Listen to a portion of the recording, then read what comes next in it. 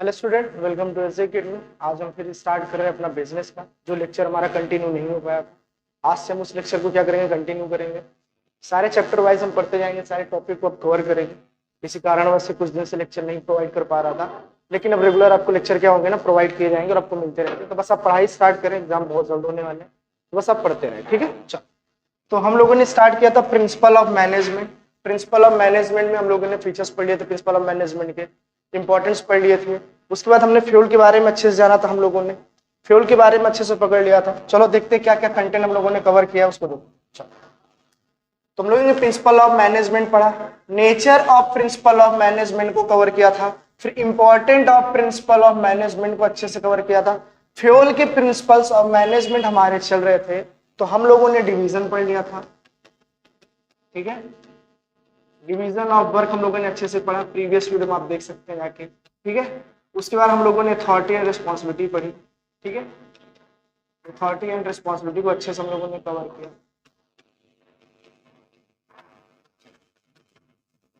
Authority और responsibility को अच्छे से कवर किया। फिर तीसरा हम लोगों ने कवर किया था, हम लोगों ने बताया था कि कोऑर्डिनेशन कमांड पढ़ा था हम लोगों ने। दिखाता हूं मैं आपको क्या क्या मैं पढ़ चुका हूं, देखो आप ध्यान से। फिर यूनिटी ऑफ कमांड हम लोगों ने कवर किया। आज जो हम कवर करने वाले हैं वो है हमारा यूनिटी ऑफ डायरेक्शन। अब यूनिटी ऑफ डायरेक्शन होता क्या है, जैसे मान लो किसी एक कंपनी में इंप्लॉइज जो हमारे काम कर रहे होंगे, जाहिर सी बात है मैनेजर के डायरेक्शन में वो इंप्लॉइज क्या कर रहे होंगे, काम कर रहे होंगे। तो इंप्लॉइज यही चाहेंगे और मैनेजर भी यही चाहेंगे कि हमारा गोल जो है टाइम पे अचीव हो जाए। अगर टाइम पे आप चाहते हो कि आपका गोल अचीव हो जाए, तो आपका जो डायरेक्शन होना चाहिए वो वन वे होना चाहिए। क्या होना चाहिए, पहली बात आपको पता होना चाहिए कि डायरेक्शन जो होना चाहिए हमेशा वन वे होना चाहिए। ऐसा नहीं कि मैनेजर अभी आके बोल रहा है कि हमें ये चीज अचीव करना है, शाम को आके बोल रहा है नहीं हमें ये चीज अचीव करना है, तो आप डिस्ट्रैक्ट हो जाएंगे। आप डिस्ट्रैक्ट हो जाएंगे, दो रास्ते में चलना बड़ा मुश्किल होगा आपको। अगर आप चाहते हो कंपनी का गोल अचीव हो, आपके खुद के कुछ सपने होंगे, आप उसे गोल को अचीव करना चाह रहे हो। पर्सनल मोटिव भी होता है, अगर एम्प्लॉय अगर चाह ले कि मेरा पर्सनल मोटिव भी अगर इंप्रूव हो जाए, तो जब तक वो किसी एक डायरेक्शन में काम नहीं करेगा, ना तो कंपनी का वेलफेयर होने वाला है, ना तो उसका वेलफेयर होने वाला है। तो कहने का मतलब यह है कि मैनेजर हमेशा क्या होना चाहिए ना, वन वे डायरेक्शन प्रोवाइड करना चाहिए अपने एम्प्लॉय को। उससे फायदा क्या होता है, आई समझते हैं, भाई देखते हैं यूनिटी ऑफ डायरेक्शन क्या होता है।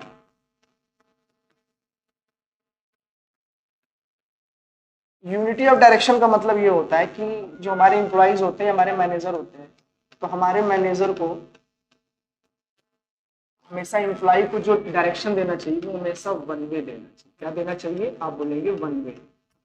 वन वे क्या होता है, वन वे डायरेक्शन देने के फायदे क्या है, तो आप समझिएगा मैं क्या समझाना चाह रहा हूं आपसे। देखो, जैसे मान लो यहाँ पे एक टॉप लेवल मैनेजमेंट है, और एक यहाँ पे मान के चलो कि आप मिडिल लेवल मैनेजमेंट है, और एक मान लो कि एक क्या है हमारा लोअर लेवल मैनेजमेंट। इसका फायदा क्या है, तो आप बोलेंगे कि टॉप लेवल मैनेजमेंट जो है वो मिडिल मैनेजमेंट को क्या देता है, प्लान स्ट्रेटजी पूरा रिवील करता है, पूरा बताता है। जैसे कि टॉप लेवल मैनेजमेंट चाहता है कि इस साल हमारे पास 10,000 आउटपुट हो जाए, मतलब प्रोडक्शन हो जाए हमारे पास, पहला तो ये चाहता है। और दूसरा ये चाहता है किसी भी कारण इस साल 10 करोड़ का ईयरली हमारा टर्नओवर हो जाए, हम ये भी चाहते हैं। ये प्लान किसने बनाया है, तो ये पूरा फ्रेमवर्क आपके टॉप लेवल मैनेजमेंट ने बनाया है। आपको पता होना चाहिए टॉप लेवल मैनेजमेंट ही केवल प्लानिंग कर सकता है, कोई और नहीं करेगा। पॉलिसी बनाना होगा तो भी टॉप लेवल मैनेजमेंट बनाएगी, कोई स्ट्रेटजी बनाना होगा तो भी टॉप लेवल मैनेजमेंट बनाएगी। लेकिन जब इसको इंप्लीमेंट करने की पारी होगी तो टॉप लेवल मैनेजमेंट किसको हैंड ओवर कर देगा, तो मिडिल लेवल मैनेजमेंट को हैंड ओवर कर देगा और कहेगा यहाँ पे कौन होते, तो आपको पता मैनेजर की पोस्ट, ठीक है। तो टॉप लेवल मैनेजमेंट के द्वारा दिए गए कोई भी डायरेक्शन होंगे वो मिडिल मैन क्या करते हैं, उसको फॉलो करते हैं, उसको क्या करते हैं, फॉलो करते हैं। फिर इन्हीं के हिसाब से वो इंप्लीमेंट करते हैं, और इंप्लीमेंट करके किसको बताएंगे, तो ये बोलते हैं लोअर लेवल मैनेजमेंट से फिर काम करवाते हैं। कैसा काम कराते हैं, तो ये इन्होंने जो प्लान बनाया था, इन्होंने जो प्लान बनाया है, इस प्लान को अचीव करने के लिए middle level management, lower level management, जो हमारे वर्कर होते हैं, सबऑर्डिनेट्स, उनसे काम कराते हैं। काम कराने के बाद इस गोल को अचीव करने की कोशिश करते हैं। कहने का मतलब यह है यहाँ पे कि अगर मान लो टॉप लेवल मैनेजमेंट ने डायरेक्शन अगर मिडिल लेवल मैनेजमेंट को दिया है, तो मिडिल लेवल मैनेजमेंट वही डायरेक्शन के थ्रू से काम किससे कराते हैं, तो लोअर लेवल मैनेजमेंट से काम कराते हैं। आप यहां से यहां तक में देखे होंगे कि इन्होंने प्लान बनाया था तो इनको बताया और इन्होंने उसी प्लान पर इनसे क्या किया, काम करवाया। अगर सोचो प्लान इनका कुछ और होता, ये काम कुछ और कराते, तो गोल जो होता, फर्म का जो गोल होता, वो कभी जीवन में अचीव होता ही नहीं। अचीव नहीं होता तो इससे नुकसान क्या है हमारे, डीमेरिट क्या है हमारे इसके, आप समझिएगा। इसके डीमेरिट ये है कि कंपनी का ग्रोथ नहीं होता, ना तो कभी प्रॉफिट अर्न कर पाती ज्यादा, ना तो आपका पर्सनल ग्रोथ होता, पर्सनल ग्रोथ भी नहीं होता। बात समझ रहे? कहने का मतलब यह है अगर आप वन वे डायरेक्शन में काम नहीं करेंगे तो कंपनी का कोई गोल अचीव नहीं होगा। अगर कंपनी का कोई गोल अचीव नहीं होता है तो ये मान के चलिए कि आपका भी कोई गोल अचीव नहीं होगा, क्योंकि सारा कंडीशन, सारा कुछ आपका कंपनी पे डिपेंड होता है। कंपनी सर्वाइवल मोड पे जाएगी तो आपका लिविंग स्टैंडर्ड और अच्छा होता चला जाएगा, कंपनी अगर बेकार हो जाएगी आपका स्टैंडर्ड लिविंग बेकार हो जाएगा। तो कहने का मतलब ये है कि आप हमेशा क्या करें, वन वे डायरेक्शन में काम करें। जो भी हमारे मैनेजर हो, अगर किसी इंप्लॉय को अगर वो डायरेक्ट कर रहे हैं या डायरेक्शन उनको अगर प्रोवाइड कर रहे हैं, डायरेक्शन दे रहे हैं, तो हमेशा एक ही डायरेक्शन में काम करने के लिए कहें। ऐसा नहीं कि उस समय मैनेजर अगर दो आ जाए, मैनेजर दो कैसे आ सकता है तो आप समझना। जैसे मान लो एक परचेज डिपार्टमेंट का मैनेजर आ जाए और एक सेल्स डिपार्टमेंट का मैनेजर आ जाए, इसके अपने अलग एडवाइस होंगे, इसके अपने अलग एडवाइस होंगे। अगर इन दोनों ने एक ही एम्प्लॉय को दो दो डायरेक्शन दे दिए तो वो बंदा क्या हो जाएगा ना, कंफ्यूज हो जाएगा। अगर वो कंफ्यूज हो जाएगा तो वो गोल अचीव करने में दिक्कत होगी उसको, वो गोल अचीव नहीं कर पाएगा, जिससे कंपनी के साथ साथ सबको नुकसान। तो कोशिश यही करें कि यूनिटी ऑफ डायरेक्शन, मतलब सब लोग, पूरी कंपनी, मतलब पूरे top level, middle level, lower level management, हर मैनेजमेंट, पूरा फर्म एक ही डायरेक्शन पे काम करेगा तो वो गोल कम से कम समय में इफेक्टिव और एफिशिएंट दोनों तरीके से अचीव हो जाएंगे। समझ में आया?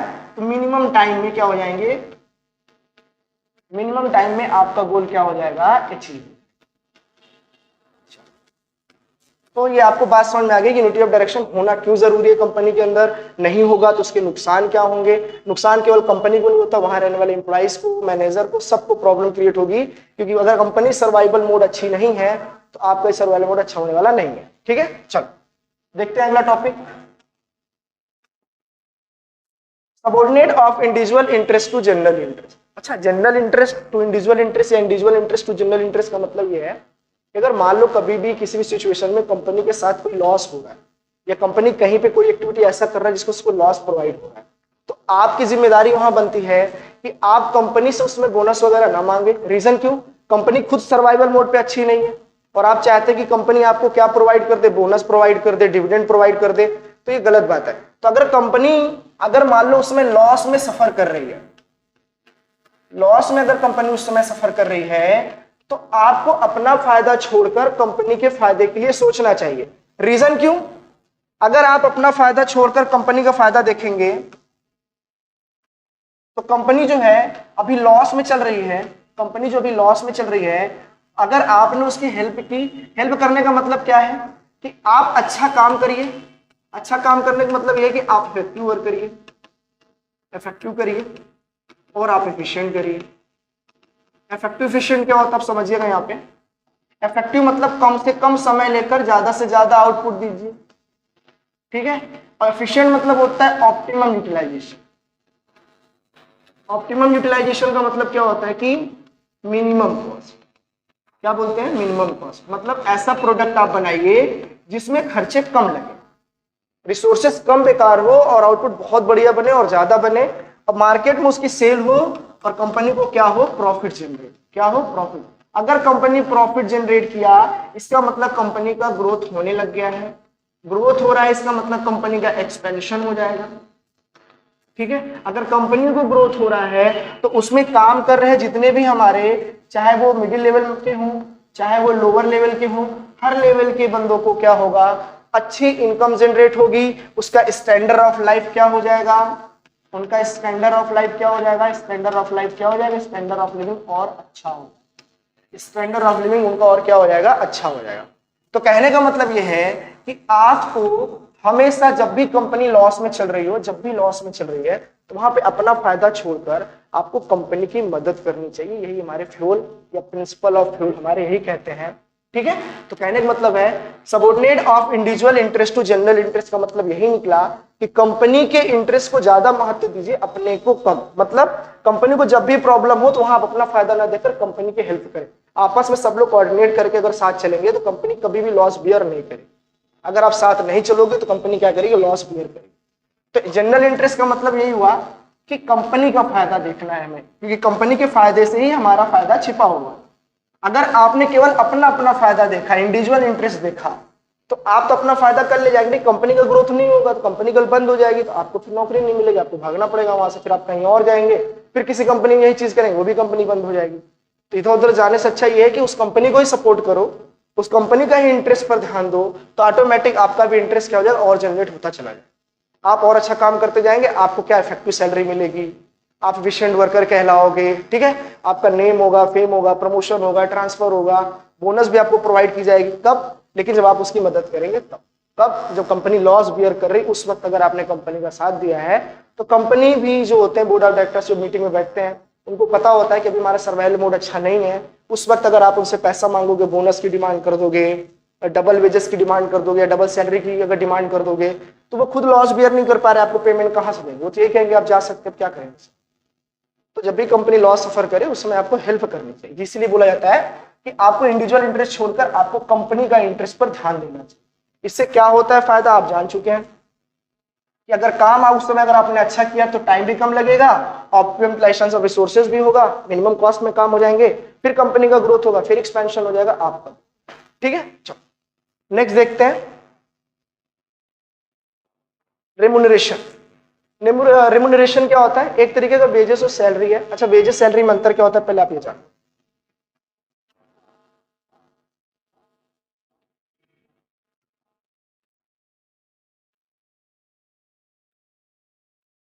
वेजेस सैलरी में क्या अंतर है आप समझिएगा। वेजेस जो है पर यूनिट के हिसाब से भी आप दे सकते हैं।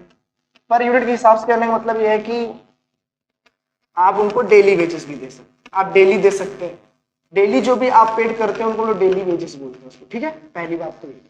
दूसरा आप क्या कर सकते हैं, आजकल आपने देखा होगा कि उनको स्क्वायर फीट के हिसाब से हम लोग बहुत काम कराते हैं, मार्केट में बहुत चला है कि हम स्क्वायर फीट के हिसाब से देते हैं। अच्छा, स्क्वायर फीट से देने का मतलब ये है कि जब भी आप स्क्वायर फीट से देना चाह रहे हैं, इसका मतलब आप उन्हें फेयर वेजेस दें।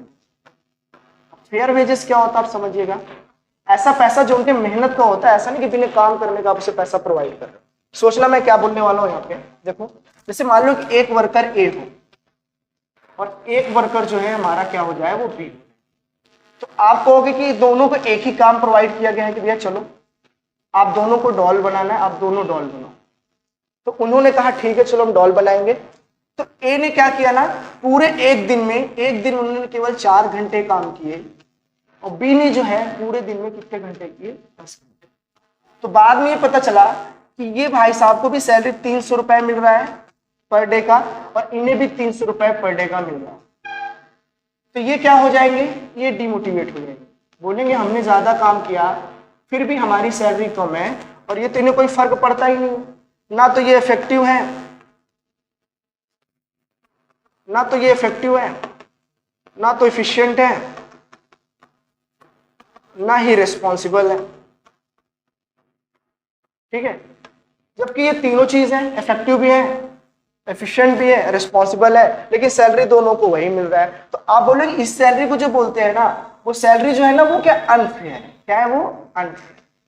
तो अनफेयर ना हो किसी वर्कर के साथ। कोई वर्कर अगर कंपनी में अपना नाम कमाने के लिए आया है, पैसा ज्यादा कमाने के लिए आया है, तो ज्यादा मेहनत करने की कोशिश करेगा। अगर आप उस समय उसको अनफेयर वेजेस में फंसा दोगे तो वो फिर आगे चल के डिमोटिवेट हो जाएगा, फिर कंपनी के लिए अच्छा काम नहीं करेगा। तो उस समय क्या करना चाहिए, तो उस समय हमको इंसेंटिव वेजेस देना चाहिए। क्या देना चाहिए, इंसेंटिव वेजेस। अब ये इंसेंटिव वेजेस क्या होता है, तो वही मैं समझा रहा था यहाँ पे आपको। इंसेंटिव वेजेस का मतलब क्या होता है कि जैसे मान लो कोई एक वर्कर ये है, कोई एक वर्कर ये, एक ए है और एक बी है, दोनों को वही सेम टास्क दिया गया था कि डॉल बनाओ, लेकिन उन्होंने ये बोला कि एक डॉल का इस बार आपको 20 रुपए मिलेगा, सिर्फ 20 रुपए मिलेगा। तो कंपनी भी ठीक, मैनेजर भी ठीक, एम्प्लॉय भी ठीक। एम्प्लॉय का ये कहना है कि जो जितना बना ले जाएगा, जितना काम कर ले जाएगा, उसको उतना पेड दिया जाएगा। अब भाई साहब ये अगर $10 बनाएंगे, ये $20 बनाएंगे, तो इनको मिल जाएगा 200 रुपए और इनको 20 से मल्टीप्लाई करके मिल जाएगा 400। तो कहीं ना कहीं ये पार्शलिटी भी नहीं हुआ, कहीं ना कहीं ये फेयर वेजेस हो गया। क्या हो गया? ये फेयर वेजेस हो गया। तो आजकल मार्केट में क्या करते हैं लोग, ऐसे देते हैं, बहुत ध्यान नहीं देते हैं। ये बोलते हैं कि ऐसा आप बना लो, जितना बनाओ उतना आपको पेमेंट दे देंगे। आप 1.5 घंटा काम करते हो, 10 घंटे काम करते हो, आप नहीं करते हो तो नहीं मिलेगा। आप जितना दिखा दोगे उतना ही पैसा मिलेगा। तो ये कहीं ना कहीं फेयर वेजेस, ये क्या है? Fair wages. अब सैलरी क्या होता है? सैलरी जो आदमी एक पीरियड में पे करता है, ऐसा नहीं कि रोज पे करते हैं, एक पीरियडिकली हम लोग इसको क्या करते हैं? पे करने की कोशिश करते हैं। 1 मंथ में, 2 मंथ में, 15 दिन में, 20 दिन में, 30 दिन में, ऐसे करके हम कोई सैलरी अगर पेड करते हैं पीरियडिकली, उसे हम सैलरी बोलते हैं। जैसे कोई अगर गवर्नमेंट जॉब कर रहा है तो कभी नहीं बोलेगा मुझे वेजेस मिले, वो बोलेगा मुझे क्या मिलता है? सैलरी मिलती है।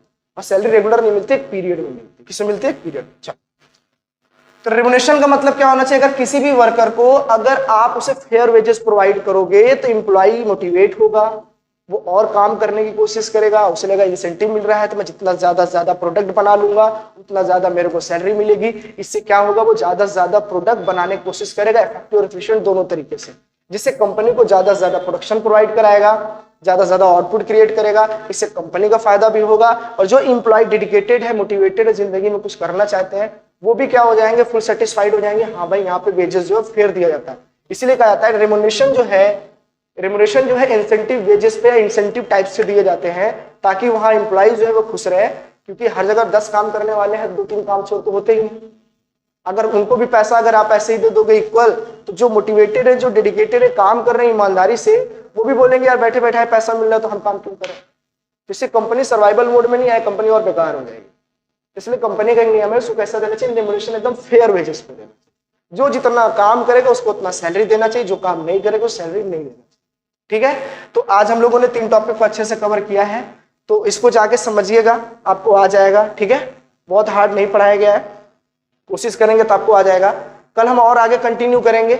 अभी फ्यूल के 3 खत्म हो गए, 6 खत्म हो गए, अभी पूरे 14 प्रिंसिपल है, जितने बच्चे उसको हम लोग कंटिन्यू करेंगे, आपको आ जाएगा। ठीक है, चलो ऐसे मुस्कुराते रहो।